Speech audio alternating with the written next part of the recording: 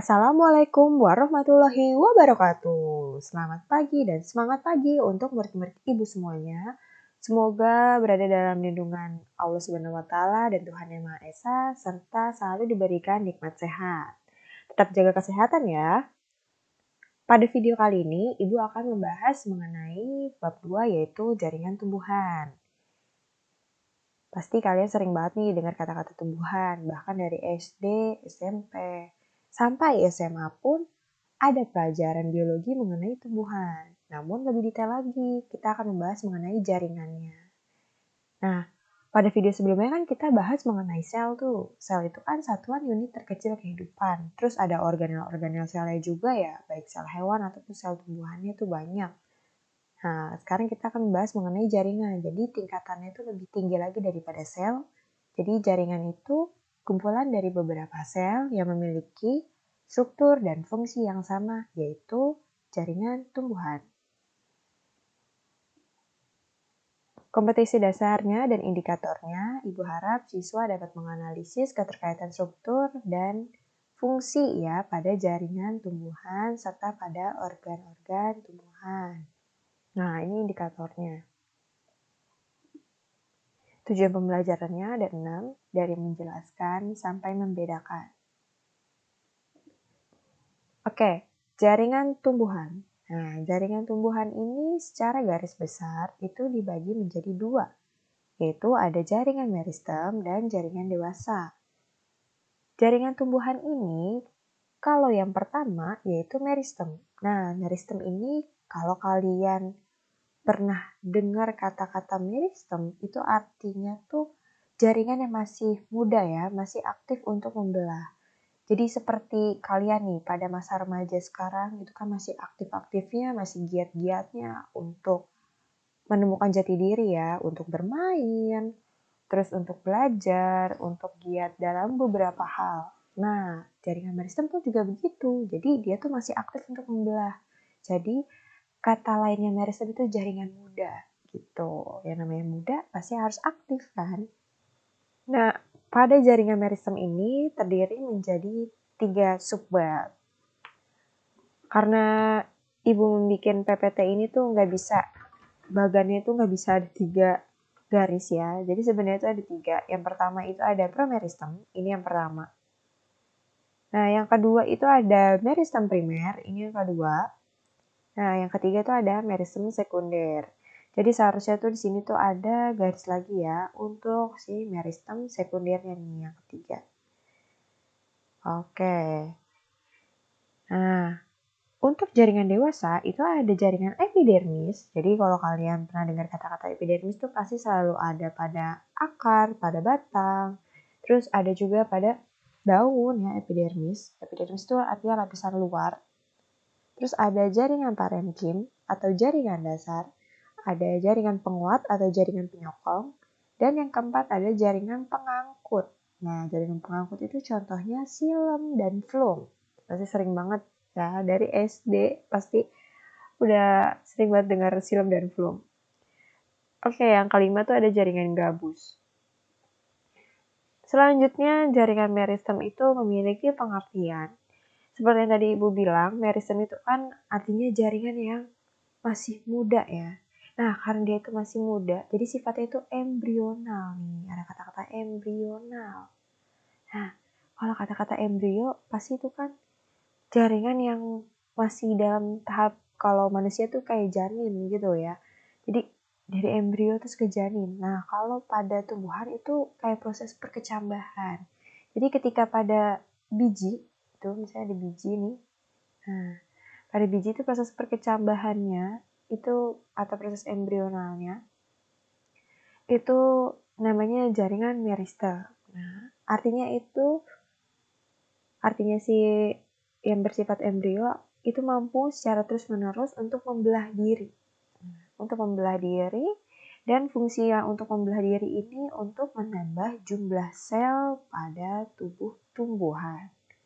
Nah, perbedaan jaringan meristem dan jaringan permanen atau jaringan dewasa. Yang pertama, kalau jaringan meristem itu artinya sel-sel muda. Ingat yang tadi Ibu bilang, seperti kalian. Jadi jiwa-jiwa muda atau sel-sel muda itu kan pasti aktif untuk membelah ya.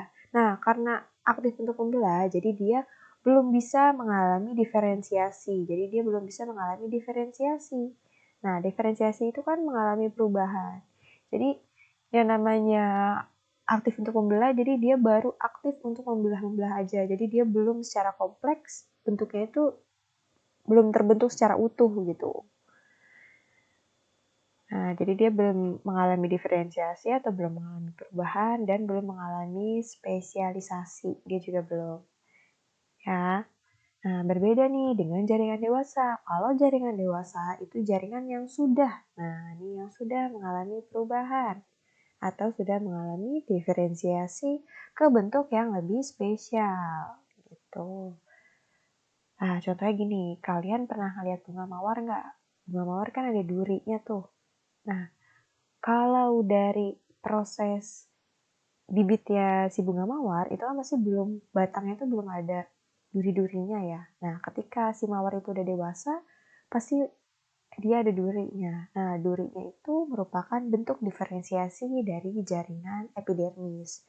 Nah, jaringan epidermis itu terdapat pada jaringan permanen atau jaringan dewasa. Selanjutnya mengenai ciri-ciri dari jaringan meristem. Nah, seperti yang tadi Ibu bilang, jaringan meristem ini kan jaringan yang masih muda, yang masih aktif untuk membelah. Tuh, kayak seperti kalian nih, di masa remaja ini kan masih aktif ya untuk giat-giatnya belajar. Nah, yang pertama, biasanya berdinding sel tipis gitu. Jadi masih ingat gambar sel tumbuhan yang pertemuan kemarin sudah Ibu bahas? Nah, gambarnya seperti ini. Jadi, dinding selnya ini tipis kalau pada jaringan meristem. Nah, kalau udah nanti jaringannya dewasa, dinding selnya ini nanti akan mengalami penebalan. Tuh. Yang kedua, banyak mengandung sitoplasma. Nah, sitoplasma kan cairan sel. Jadi, kalau pada jaringan meristem, sitoplasmanya ini sudah diproduksi ya. Jadi, sudah banyak sitoplasmanya. Tuh. Nah, yang ketiga, ukuran vakuolanya itu masih kecil. Nah, seperti yang dilihat di sini, pada sel tumbuhan, kan ukuran yang paling besar ini kan vakuola ya.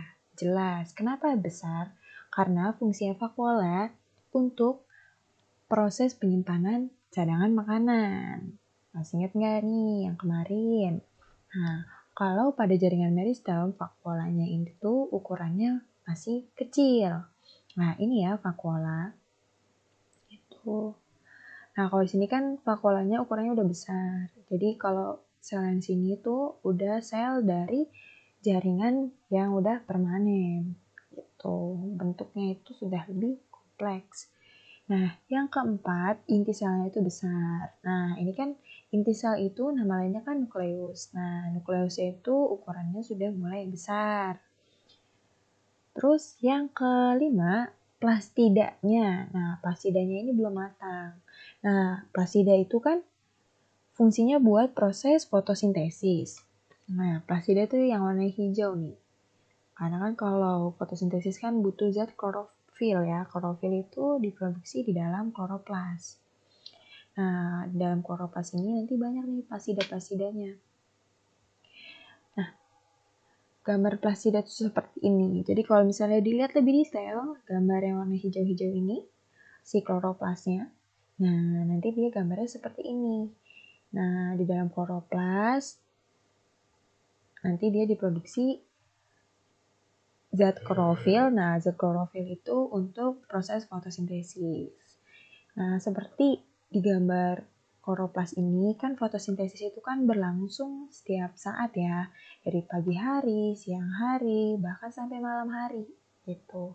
Kenapa Bu kok bisa sih fotosintesis itu malam-malam kok bisa? Nah, gini logikanya. Kalau misalnya kalian makan itu kan pagi makan, siang makan, malam pun makan ya. Begitupun juga dengan tumbuhan. Jadi proses fotosintesis itu bukan hanya terjadi pada siang hari saja ketika ada cahaya matahari. Namun ketika malam hari juga terjadi proses fotosintesis. Nanti kalian akan mempelajarinya di kelas 12. Nah, kalau pas malam hari itu namanya siklus Kelvin. Nah, ini untuk informasi saja ya, for your information. Jadi kalau untuk proses fotosintesis pada siang hari itu terjadinya pada grana. Ini grana. Nah, grana ini untuk tempat proses fotosintesis pada siang hari. Nah, namun kalau pada malam hari itu terjadinya pada stroma. Nah, ini stroma itu. Nah, grana ini tuh yang warnanya hijau dan ini bertumpuk-tumpuk ya. Nah, satu lapisan tumpukannya ini atau satu kayak lapisan koin yang warna hijau ini, nah itu namanya tilakoid. Nih, tilakoid. Nah, apabila tilakoidnya itu bertumpuk, nanti dia akan membentuk grana atau granum. Nah, granum ini tempat fotosintesis pada siang hari. Nah, terus kalau pada malam hari atau siklus Kelvin, itu terjadinya di stroma. Kalau granum itu namanya siklus Hills ya, gitu. Nah, yang keenam, ciri-ciri dari jaringan meristem, bentuk sel meristem umumnya sama ke segala arah gitu. Jadi bentuk sel-sel dari sel meristem itu sebenarnya simetris ya. Gitu. Misalnya berbentuk seperti kubus. Jadi dia belum komplit seperti segi 6, namun kayak segi 4 gitu. Nah, itu salah satu ciri-ciri dari sel-sel dan nanti kalau sel-selnya itu kan akan berkembang menjadi jaringan ya, jaringan meristem. Tuh. Oke, selanjutnya Ibu akan membahas mengenai jaringan meristem yang lebih detail lagi ya. Nah, jaringan meristem ini secara umumnya dibagi menjadi dua bagian. Ingat, dua bagian. Yang pertama berdasarkan letaknya, yang kedua berdasarkan asalnya. Jadi berdasarkan asal mulanya. Nah, Ibu akan membahas mengenai berdasarkan letaknya dulu ya, letaknya nih. Nah, berdasarkan letaknya, jaringan meristem ini dibagi menjadi tiga. Yang pertama ada meristem apikal, yang kedua ada meristem lateral, dan yang ketiga ada meristem interkalar. Nah, kalau kita ngomongin letak nih, kan sama aja kayak posisi itu, ya. Nah, jadi posisinya tuh beda-beda. Kalau meristem apikal itu berada pada ujung, ingat aja, kata kuncinya berada pada ujung, ya, ujung. Nah, ujungnya di mana aja nih, Bu? Ada pada ujung batang dan ujung akar.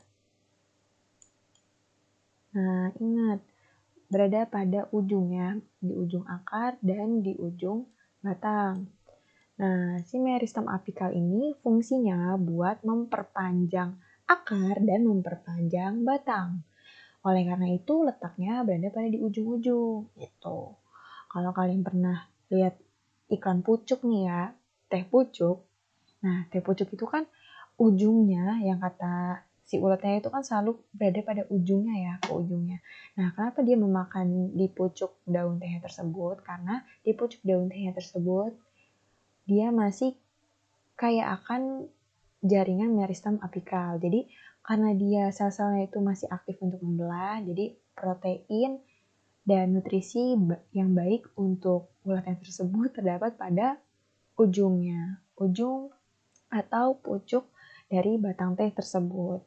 Jadi, meristem apikal ingat beradanya pada ujung akar dan ujung batang. Nah, fungsinya buat memperpanjang batang dan memperpanjang akar. Itu ya yang pertama. Yang kedua ada meristem lateral. Nah, meristem lateral ini berada pada bagian tengah-tengah, terutama pada bagian tengah-tengah batang. Ingat, karena dia berada di tengah-tengah, fungsinya buat apa nih, Bu? Nah, fungsinya gini. Kalau tadi kan, kalau si apikal ini kan untuk memperpanjang ya bagian si akar dan batang tersebut. Nah, kalau si meristem lateral ini untuk untuk memberi volume. Kalau volume itu kan tadinya untuk memperlebar ya. Nah, untuk memberikan volume atau memperlebar dari batang tersebut gitu. Nah, meristem lateral ini jadi posisinya berada pada tengah batang. Kita tulis di sini tengah.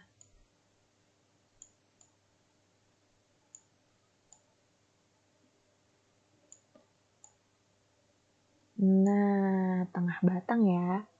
Maaf ini tulisannya agak jelek. Karena Ibu susah pakai mouse. Nah, yang ketiga ada meristem interkalar. Ingat, kalau interkalar itu beradanya pada sisi-sisi batang. Nah, sisi-sisi batangnya itu di mana nih, Bu? Nah, sisi-sisi batang itu di sini nih. Ini sisi-sisi batang. Nah, kalau kita lihat nih, setiap ada sisi-sisi batang, pasti kan ada cabangnya tuh ya. Nah, jadi kalau meristem interkalar, nanti dia itu ibaratnya kayak sebagai cikal bakal untuk batangnya itu untuk tumbuh. Nah, ketika batangnya itu untuk tumbuh, nanti dia akan menumbuhkan cabang-cabang batang tersebut. Nah, di sini terdapat meristem interkalar. Jadi, kalau misalnya ditanya meristem interkalar itu di mana? Pada sisi-sisi batang. Kita tulis ya di sini pada sisi batang. Nah, di sisi batang. Nah, fungsinya buat apa nih, Bu? Untuk menumbuhkan si cabang batang tersebut. Oke. Nah, selanjutnya, ini berdasarkan gambar yang lebih jelasnya ya. Seperti yang tadi Ibu bilang, meristem apikal berada pada ujung akar. Nah, ujung akarnya di bawah ya maksudnya. Di sini ini ujung akar. Dan ujung batang. Ingat, itu ada meristem apikal yang pertama tuh tadi. Nah, yang kedua, ada meristem lateral. Kalau lateral kan Ibu tadi bilang berada pada tengah-tengah ya. Nah, di sini tengah-tengahnya. Nah, tengah-tengah itu terdapat meristem lateral. Fungsinya buat apa tadi? Bagus. Jadi untuk memberikan volume atau memperlebar dari si batang tersebut. Nah, yang ketiga ada meristem interkalar. Nah, interkalar karena dia terdapat pada sisi batang, jadi fungsinya buat menumbuhkan si cabang-cabang batang tersebut. Nah, sini terdapat meristem interkalar. Ini interkalar di sini. Nah, ini salah satu meristem yang ketiga ya tadi yang kita bahas. Nah, gitu. Oke, selanjutnya jaringan meristem berdasarkan asalnya. Nah, berdasarkan asalnya, jaringan meristem ini dibagi menjadi 3. Nah, sama seperti berdasarkan letaknya, 3 juga, namun berbeda ya ini bagian-bagiannya. Nah, kalau berdasarkan asalnya, yang pertama ada promeristem, jaringan meristem primer, dan jaringan meristem sekunder. Nah, jaringan promeristem ini, yang pertama, jaringan meristem yang telah ada ketika tumbuhan masih dalam tingkat embrio. Nah, kalau kita dengar kata-kata embrio, embrio ini kalau pada manusia kan sama aja kayak seperti janin ya. Oh, tandanya dia itu perkembangan dari embrio nanti akan menjadi janin, nanti akan menjadi bayi. Nah, intinya berada pada dalam kandungan. Namun kalau pada jaringan tumbuhan, pada tingkat embrio ini contohnya berada pada biji. Nah, kalau misalnya kalian masih ingat pelajaran kelas 9 SMP, itu ada pelajaran mengenai pertumbuhan dan perkembangan dari tumbuhan. Nah, pertumbuhan dan perkembangan tumbuhan ya. Jadi, pasti ada praktek untuk perkecambahan biji. Baik itu biji kacang hijau ataupun biji kacang merah. Nah, pada proses biji atau tingkat embrio, itu terjadi tahapan jaringan meristem promeristem. Nah, berdasarkan asalnya, jadi jaringan meristem yang pertama nih, promeristem, pada tingkatan embrio. Yang kedua, jaringan promeristem ini akan berkembang menjadi jaringan meristem primer. Nah, jaringan meristem primer adalah jaringan meristem yang berkembang langsung dari sel embrionik. Nah, karena dia berkembang langsung dari sel embrionik, contohnya apa sih, Bu? Nah, contohnya kalau misalnya udah dari biji nih, nah kita rendam biji tersebut masuk ke dalam air. Nah, kalau misalnya masuk ke dalam air, pasti kan bijinya itu kan akan ada yang tenggelam, terus akan ada yang mengapung ke atas. Nah, ketika proses perendaman biji di dalam air tersebut, posisi atau kualitas yang terbaik pada biji tersebut itu biji yang tenggelam ke bawah ya, ke dasar dari wadah air tersebut. Nah, kenapa bisa Bu? Kok kualitas yang terbaik justru yang tenggelam? Karena gini, logikanya kalau yang tenggelam itu kan lebih berat daripada yang terapung ke atas ya. Kalau terapung ke atas kan tandanya massa si kacang tersebut sudah lebih ringan. Nah, jadi gini, kalau di dalam biji itu terdapat kotiledon. Nah, kotiledonnya ini fungsinya itu buat cadangan makanan bagi biji tersebut. Nah, jadi ketika masuk air atau masuk nutrisi, gitu, misalnya ini ada contohnya air ya. Nah, ketika masuk air ke dalam biji tersebut, nah biji tersebut airnya akan menyerap ke dalam biji tersebut. Nah, sehingga kalau yang ada kotiledonnya, si biji tersebut akan berkembang menjadi radikula. Nah, radikula itu nanti dia akan memunculkan radikula. Radikulanya ini tuh bakal akar ya. Tuh. Nah, proses pemunculan bakal akarnya ini disebut proses perkecambahan. Oleh karena itu, biji yang terbaik adalah biji yang tenggelam ke bawah karena kotiledonnya masih utuh. Berbeda dengan biji yang terapung ke atas, kotiledonnya tandanya sudah tidak utuh. Bu, kenapa bisa kok kotiledonnya nggak utuh? Nah, banyak faktor. Sebenarnya yang paling utama banget itu faktor serangga. Khususnya kalian pernah dengar kutu-kutu yang ada di dalam biji ataupun semut. Nah, serangga-serangga tersebut memakan bagian kotiledon di dalam biji tersebut sehingga kotiledonnya hilang. Oleh karena itu, bijinya akan kopong. Nah, biji yang kopong itu kan pasti masanya lebih ringan ya daripada air. Oleh karena itu, dia terapung ke atas. Jadi, kalau kalian untuk menanam biji, itu yang diambilnya yang tenggelam di bawah. Jangan yang mengapung ke atas ya. Begitupun juga sama seperti kalian memakan kacang hijau. Kalau proses pemasakannya itu kan pasti direndam dalam air dulu. Nah, untuk kualitas yang baik itu biji yang berada di dalam air. Jadi kalau yang terapung ke atas itu lebih baik dibuang. Selanjutnya yang ketiga ada meristem sekunder. Nah, meristem sekunder ini merupakan perkembangan dari meristem primer ya. Nah, si meristem sekunder ini merupakan jaringan yang sel-selnya telah berdiferensiasi dan berfungsi sebagai jaringan dewasa dan dapat membelah kembali menjadi meristem lagi. Nah, contohnya jaringan meristem ini meliputi kambium dan kambium gabus atau velogen. Nah, jadi gini, kan ibu bilang ya dari slide pertama, jaringan dewasa itu kan tandanya jaringan yang sudah mengalami perubahan. Ibaratnya dia bentuknya udah stabil ya. Sel-selnya itu udah nggak membelah lagi. Namun, sebelum menuju ke jaringan dewasa, perantaranya itu kan dari jaringan meristem, terakhirnya itu kan tahapan meristem sekunder nih. Nah, sebagai perantara dari jaringan meristem ke meristem dewasa, ke jaringan dewasa, nah si meristem sekunder ini jadi dia itu sel-selnya sudah mengalami diferensiasi. Namun, dia itu masih bisa kembali ke jaringan meristemnya gitu. Jadi, ibaratnya masih bisa aktif untuk membelah sel-selnya.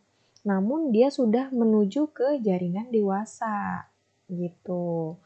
Jadi, cikal bakalnya si jaringan dewasa itu jaringan meristem sekunder gitu. Dan perantaranya dari jaringan meristem ke jaringan dewasa yaitu jaringan meristem sekunder. Tuh, nah contohnya apa nih Bu? Nah contohnya ada kambium dan kambium gabus atau velogen. Oke, kita akan membahas mengenai jaringan kambium dan kambium velogen. Bentuknya itu seperti apa sih dari si jaringan meristem sekunder ini? Nah, bentuknya itu seperti ini. Nah, letak dari jaringan meristem sekunder pada tumbuhan. Nah, tadi kan ada pada kambium gabus ya. Nih, ada pada kambium gabus dan jaringan kambium.